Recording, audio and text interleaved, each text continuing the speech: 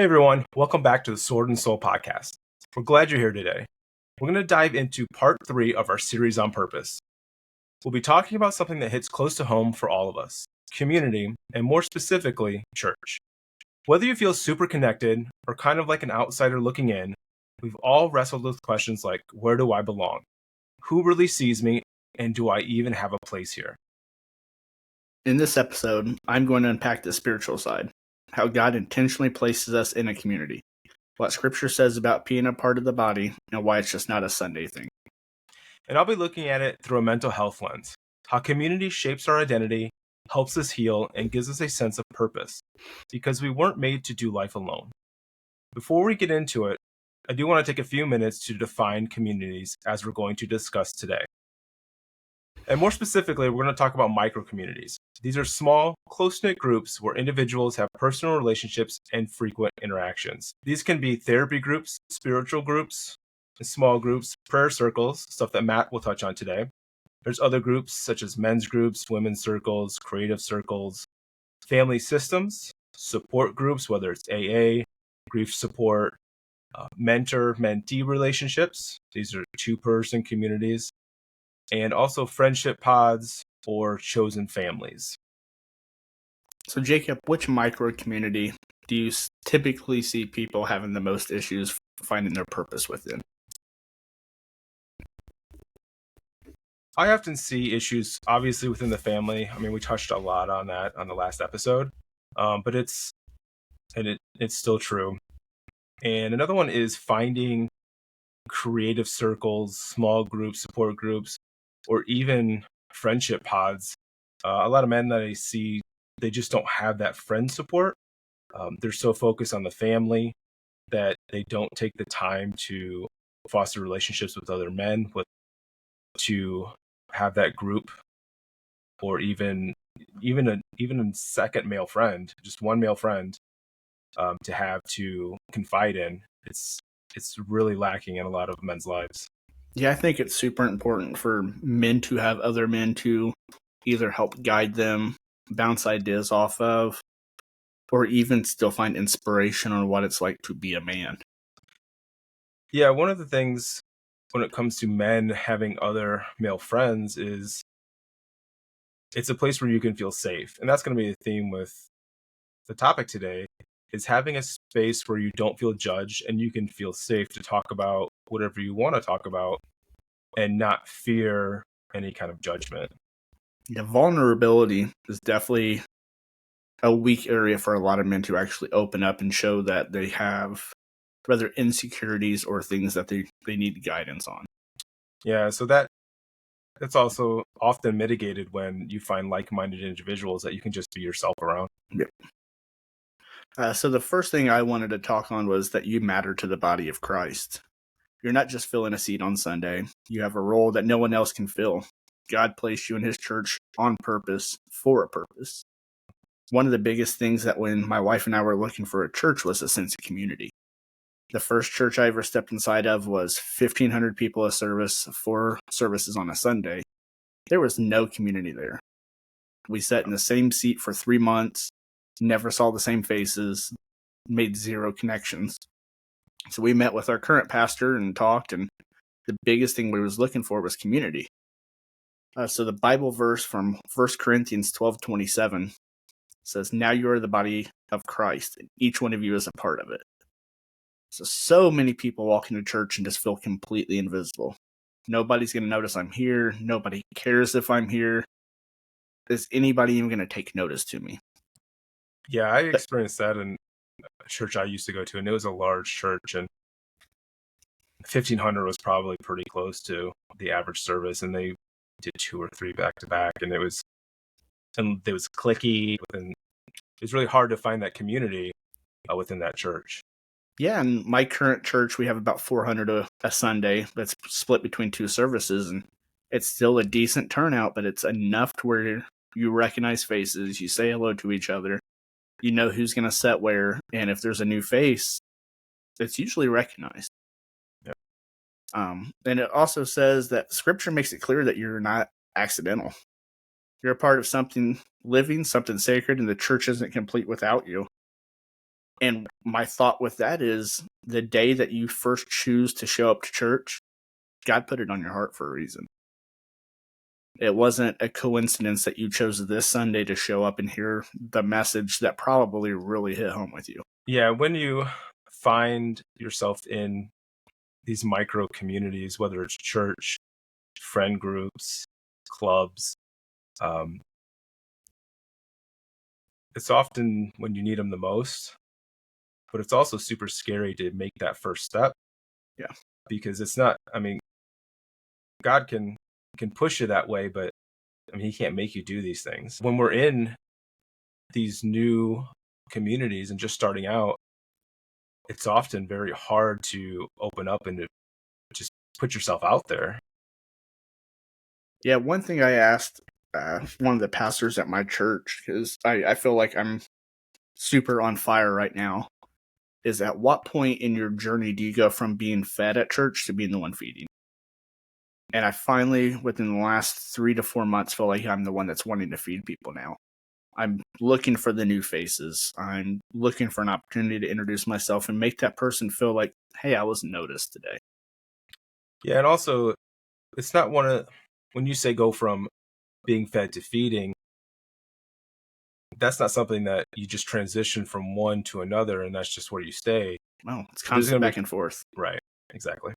Yeah, and we talk about within the Bible that it says that you should be having somebody above you that is feeding you while you're feeding somebody below you. That way it's a constant chain.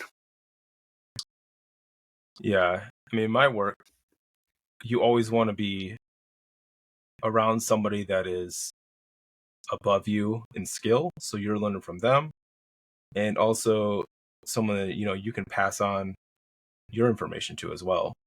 Yeah. I know in our men's group, we have roughly about 14 men that show up. And discussing with the leader of it, I always ask why numbers aren't growing. And he said a big part of it was the fact that we have roughly 4 pastors in that men's group. And if you're new to faith or new to their group and you walk in and you see 4 leaders of the church in there, it could be intimidating. Yeah. I looked at it as an opportunity to soak up as much information as I physically can. Right, but if that scenario was a little different, and say you're at work and management asks you what can be fixed or what's going on, and you're like, well, you're the problem. I'm not gonna I'm not gonna say it here. Yeah. You're a little less likely to open up and to be truly honest in those situations. Well, historically speaking, I've always spoke the truth, and that might be why certain things happen throughout my journey with careers, but it's not a bad thing to be honest with upper management if they are the issue. You can do it in Yeah. a respectful manner Right. and have some couth to yourself, but being honest is always the best policy. Yeah, I can imagine those people when you're discussing why the number hasn't grown, and it's hard to go to like a men's group when you want to talk about difficult topics like maybe infidelity, porn consumption, anger, hate, all these things that we're told are bad and we shouldn't experience and we should suppress, especially around, people in the church. Yeah. I mean, that's the place where you want to talk about those things. Yeah. I mean, those are the people that I'm not going to say they're not going to judge you because that's partially human nature. Yeah. But they're going to support you. Right. They're going to give you the tools to overcome whatever you are going through. Because either A, they've personally went through it and they know what it's like, or they've already helped so many people with that problem that they know what tools typically help. Right. And you're talking about that you're ready to move from being fed to feeding, and that touches on our need to find purpose. And it sounds like you're trying to find that purpose through service. Yeah, I mean, look at this podcast. That's an outlet for the service. I'm not doing this to serve myself or to serve you. We release this podcast to serve others. Right. We can have this conversation every single day Yeah. and benefit each other, but what good is that? Yeah. And when you start to offer service, I mean, this whole series is about purpose. So when you're in these micro communities and you decide to give back and to give of yourself to educate or just even support and be there for people, that's often going to lead to you discovering your deeper of why. Why are you showing up? Why are you here? Why are you doing what Yeah. you're doing? It's through that service that you're going to discover more about your purpose. Yeah, and I'm going to talk on, it's a part of your spiritual gifts too. The things that you typically need to feel completed or for your purpose to be complete, you want to bring back to others as well, because you know how it made you feel.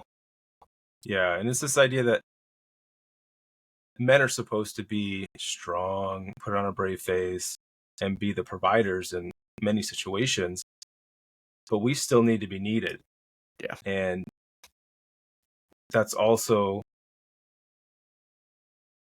when we're in these small micro communities, contributing to others' lives is giving yourself purpose. It shows that you're needed, and it can give you a very powerful sense of meaning.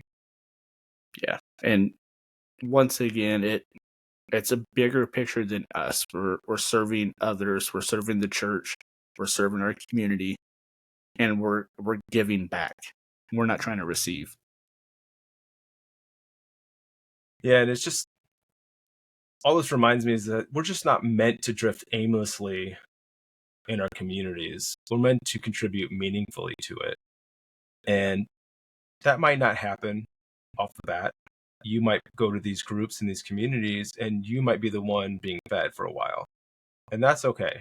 Yep. And once you find that purpose, once you find your comfort in these communities and your purpose starts to deepen, that's when you can, like you just talked about, you can start to look at, maybe I can start to give back now. I'm comfortable. I have more experience in this community. They value me. I'm finding my purpose and what I want to do to give back. And everybody doesn't have to give back in the same way. You have to look at what you're strong at and then use that and see where you can implement that within your groups and your communities that you're involved in. So it's every single person within the body of the church has a purpose. So even if you are coming just to be fed, you're eventually going to start feeding. You're going to realize that you got to the point where you know somebody around you needs you, and your purpose is going to be fulfilled with it. Yeah, one thing I like to stress when individuals are talking about their places in these communities is you might be one thing at let's say the community of your job, and you might be one thing. You might be the CEO, you might be the decision maker, you might be making the hard calls, the one that everybody looks to make tough decisions. But in another community, let's just say church, since we're talking about that, you might be the exact opposite. Yep. You might be the one that is the one that people go to just for comfort. You're not making any decisions. You might be the one that's doing the cleaning at the church. You go from CEO to making calls. Now you're at the church cleaning. Yep. And same thing for your family. Mm-hmm. You can be the decision maker at work, the boss, the head honcho when you get home. Your spouse or your family member kind of runs the show a little bit. You can kind of shut off that boss mode, and that's okay. Yep. I would say that's probably, in my opinion, more healthier than you constantly be the one calling the shots everywhere you go. Yeah. So one thing I also wanted to touch on was that your gifts, as I discussed, were meant to be used.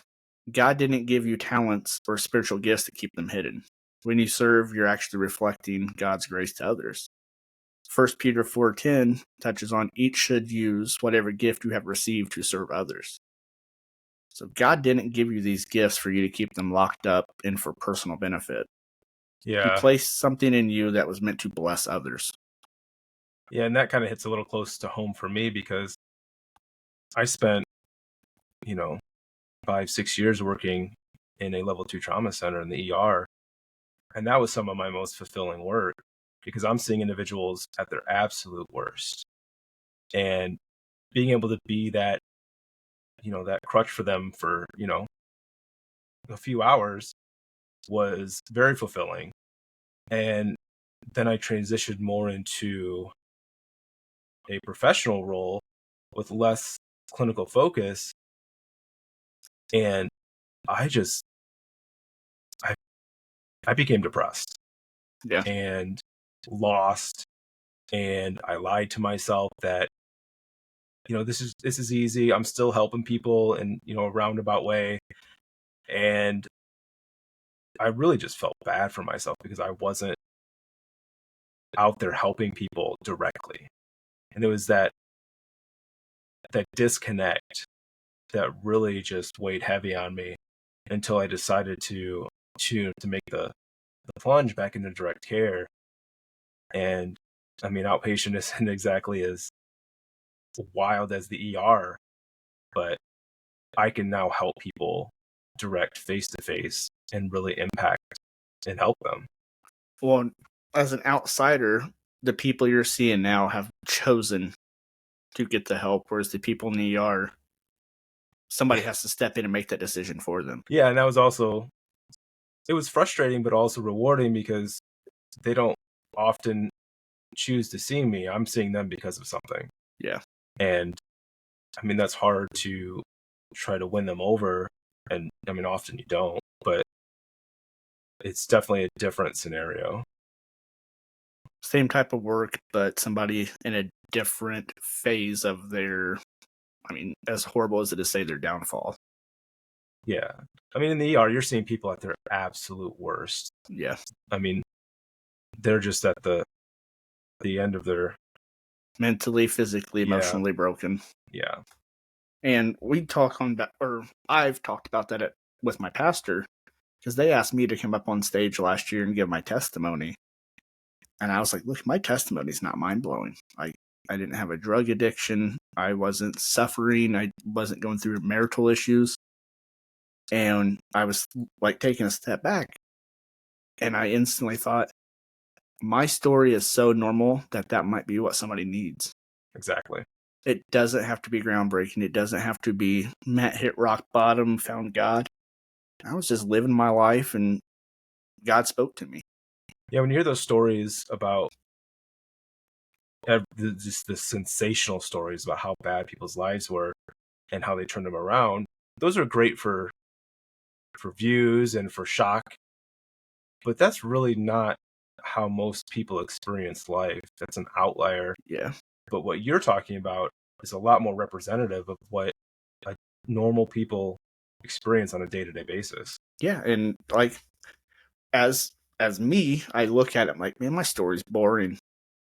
Because so many people look for, like you said, the shock value of it. Like, oh, it was awesome that God provided a miracle for Matt to find him. He still provided a miracle. It just didn't take me hitting rock bottom to get to that point. Right. And after conversations with my wife and people at church, God spoke to me for years, and I just completely just shut him off. Completely. And talking to Kara this week after church with the message and our podcast last week, it's like, man, I was so shut off to faith that I finally realized this week that my childhood has led me to do things within my life that other kids aren't going to have to go through. And if you're not a believer and you're like, well, why'd God make me be raised by an addict and go through all these things? It's so I can help somebody else that goes through it and have somebody there to guide them when they don't have their father. Yeah, and that's often the case with people in the helping professions, nursing, doctors, therapists, especially psychiatrists. People expect us to have our stuff together, and often the people that are providing care like we provide have been through some of the worst stuff you could imagine. It's that experience that pushes us to help others. Yeah.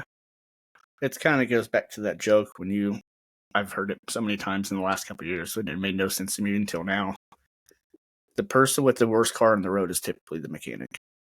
And it's because he's so tired of fixing everybody else's cars that his just gets put to the side. Mm-hmm. And with your type of profession, you guys had to fix yourself before you could fix others. Yeah, and it happens. It's the same idea, is that often the people fixing you are neglecting themselves. Yeah.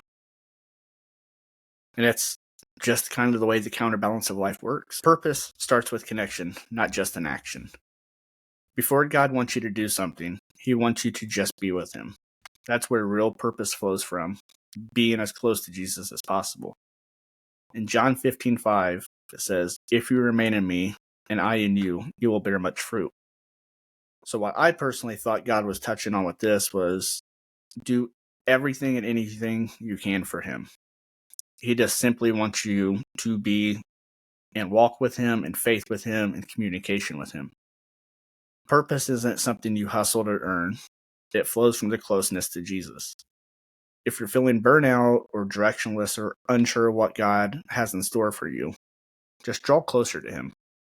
Remove the I and start searching for the Lord. This verse reminds me of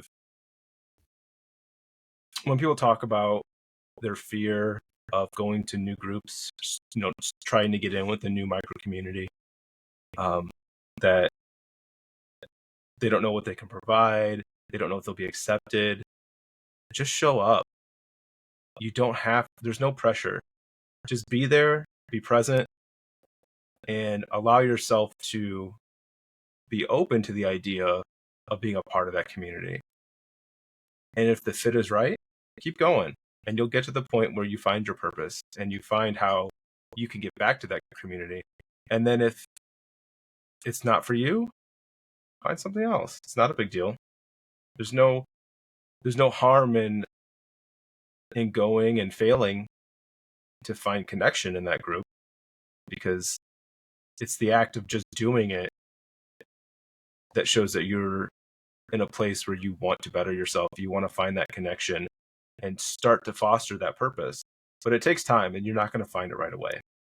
I would also think, like, even just outside of a church, that could easily be applicable to, like, a gym or fitness club.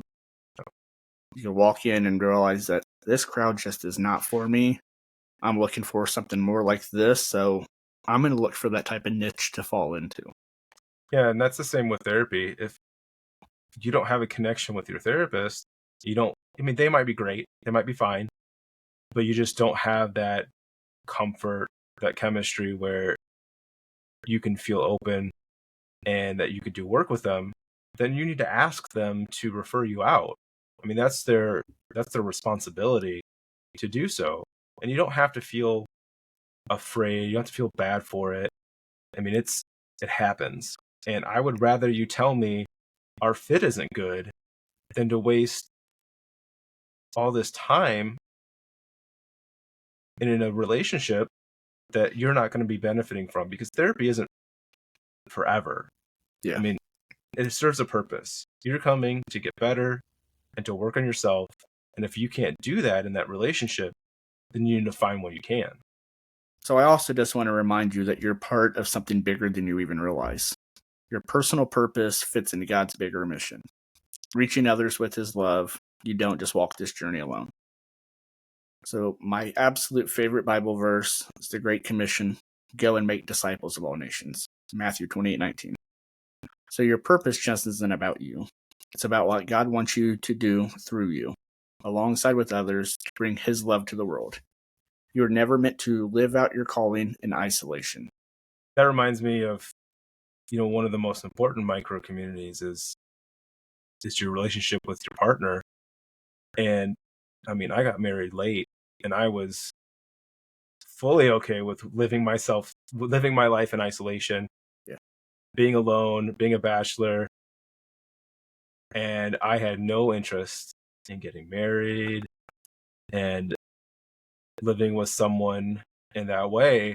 And God's like, no, you're going to. Yeah. And I mean, God did not design us to be alone. That's why he created Eve. Yeah. He saw what Adam was going through in such a short amount of time being alone. Like you, I got married a little bit later in life, in my 30s. And a funny God moment was I saw a picture of my wife on MySpace 7 years before I had a conversation with her. Yeah. And I told myself, I'm going to marry her one day. It was one of the dumbest things I've ever said.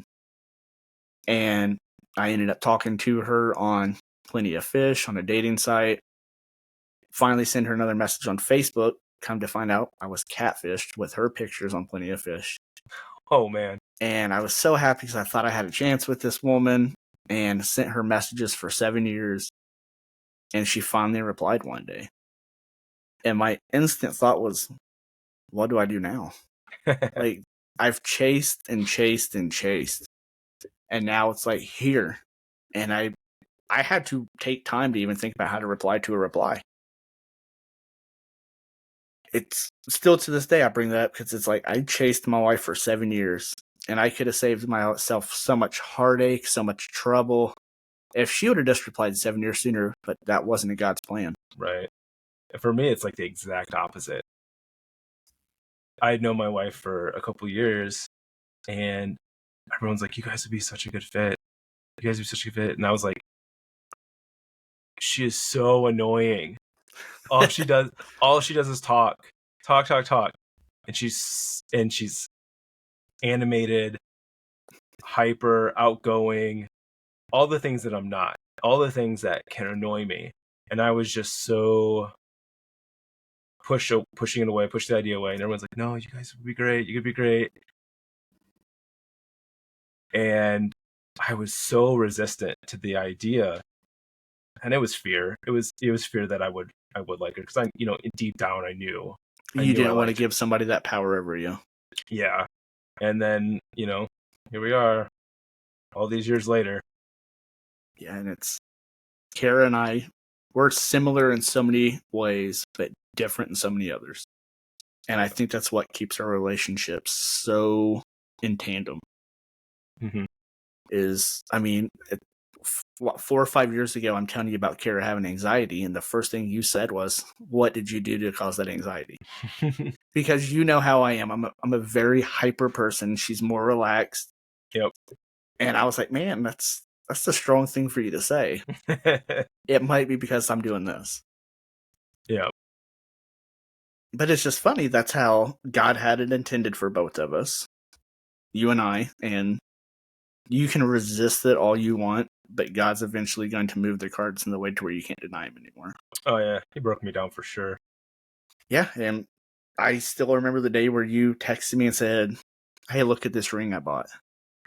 Yeah. Like, no way. What? Not Jacob. He was one of the true ones. I was holding out for you, that we were there at my best friend's wedding, that guy I never thought would get married. Because just like me, I had no desire to get married, no desire to even give that an opportunity. Yeah, it's like I could just hear like God going, all right, guys, watch this. Yeah. And I bring it up to Kara all the time that at our wedding, I stood at the pulpit in a suit making a mockery of him. And I'm to this day, I'm like, God saw that, and he's like, you think this is a joke? Just watch. That's instantly what I think of every time I talk about my journey, is God saw that moment and is like, all right, you think it's funny now? Just wait to see what I have in store for you. Yep. That's a good segue into the next section about using our communities to heal. And I mean, I think we can both attest to just our community with our wives, is that as resistant as we were, we needed that healing. Yeah. We needed to be humbled, and we needed to know what purpose was with someone else.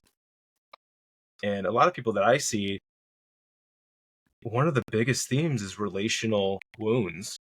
And I know it can seem, maybe a little counterintuitive when you're at your lowest and you're coming from these traumatic relationships. Because many mental health issues stem from relational trauma, but it's to reverse that and to heal. It also often happens through safe, corrective relational experiences. And I see this a lot in individuals who come from like a long history of like verbally abusive, neglectful, physically abusive relationships. And they often come to me when they're in an amazing relationship, a supportive, loving relationship, a relationship where the individual does something nice for them all the time, whether it's flowers, a love note, a text, doing things around the house, not yelling at them when they've screwed up, and they don't know what to do. They don't know how to receive it. Yeah. And I'm sure you can speak on this. Is it a place to where they think things are going so well that they are waiting for the downfall? There's a little bit of that. A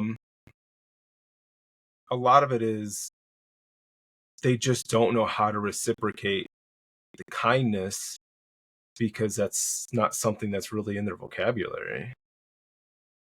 And it's also getting them to understand that when someone does something nice for you out of love and kindness, it doesn't have to be reciprocated at all.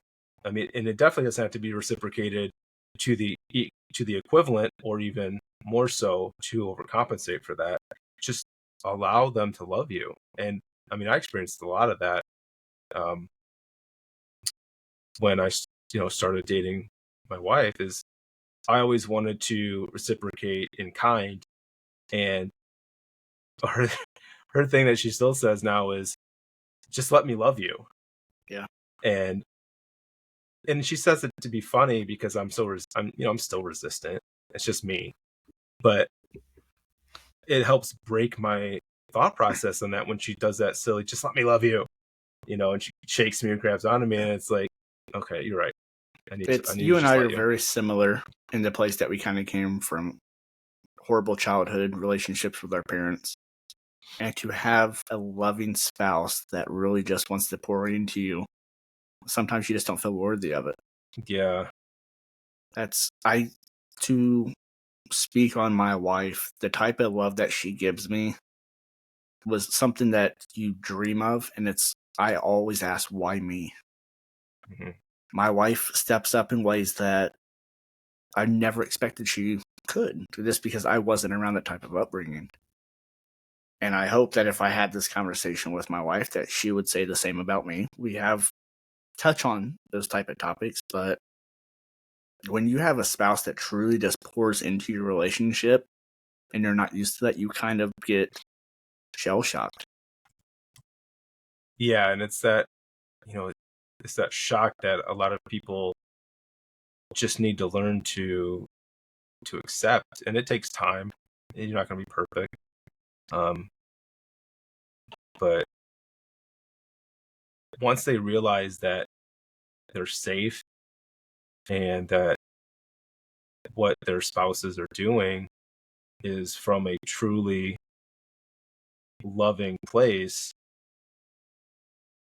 that anxiety and fear can just kind of wash away, and you can just enjoy life in the moment and not have that fear response of, when's it going to fall apart? When's something bad going to happen?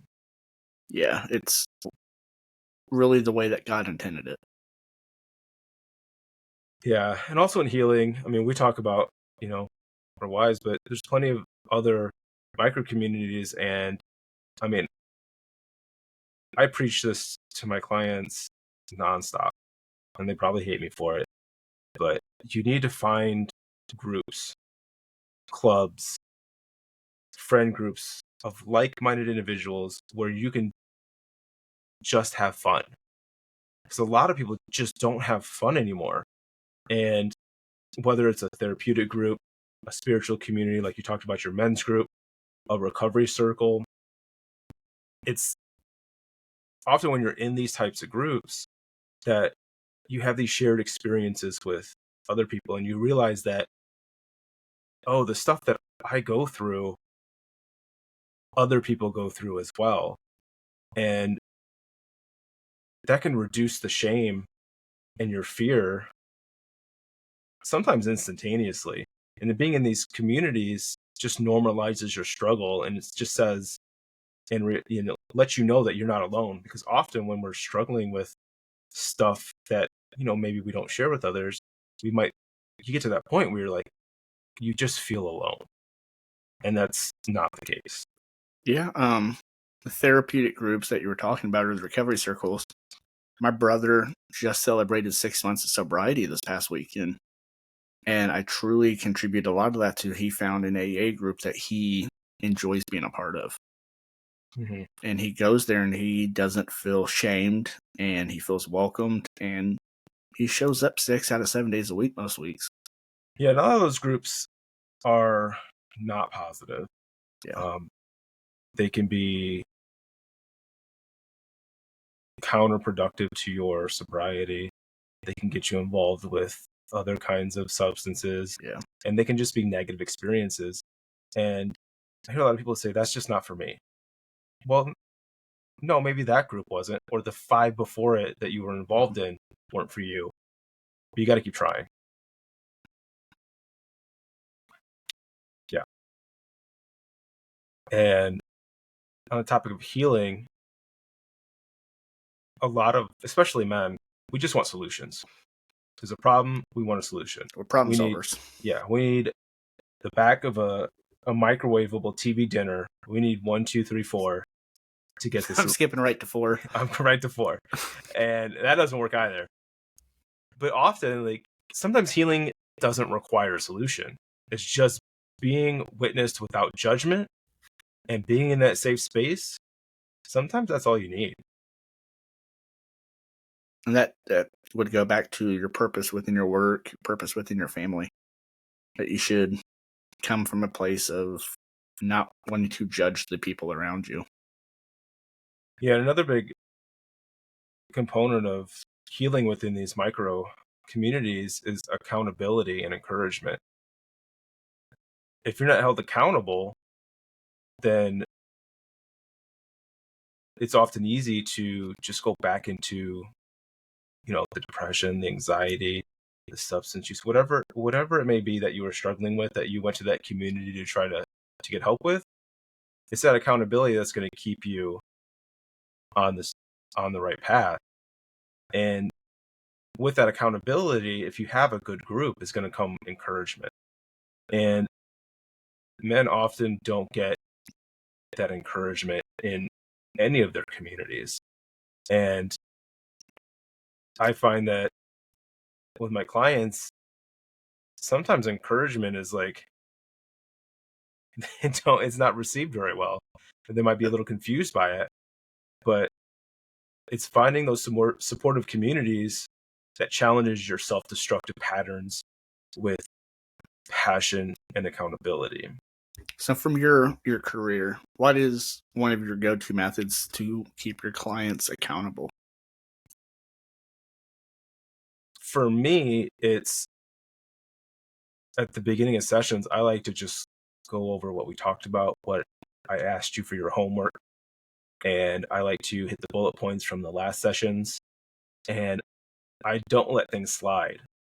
And if there was something we're working on and that we talked about doing, like maybe talking to your significant other about something that's been bugging you, I'm going to ask you next session, did you talk to them? And if you say no, we're going to talk about, what kept you from really addressing it, whether it was timing, it was just not a good time, you were scared, other things came up. That's fine, but I'm not gonna let it slide. We're gonna talk about why you didn't do it, and we're gonna develop a plan. And if there was a reason that we need to address and put a different plan in place, we're gonna do that. But I'm not gonna let it slide. It's always gonna be something I'm gonna go back to. And if it takes you 2 or 3 months or longer to get to it, then so be it. But for 2 or 3 months, we're gonna talk about it every session.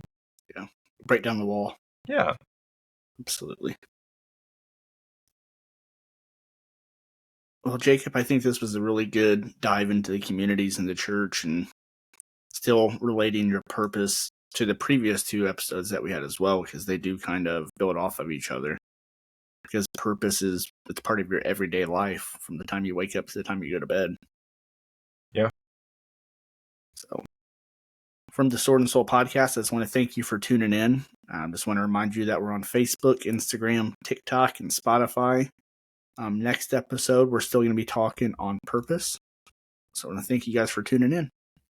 If you guys have any questions, feel free to reach out. Yes, send us a message rather through Facebook or Instagram or through our email, which is swordandsoulpodcast@gmail.com. Hey everyone, my name is Jacob. I'm a licensed therapist and co-host of the Sword and Soul podcast, where we explore mental health through a faith-based lens.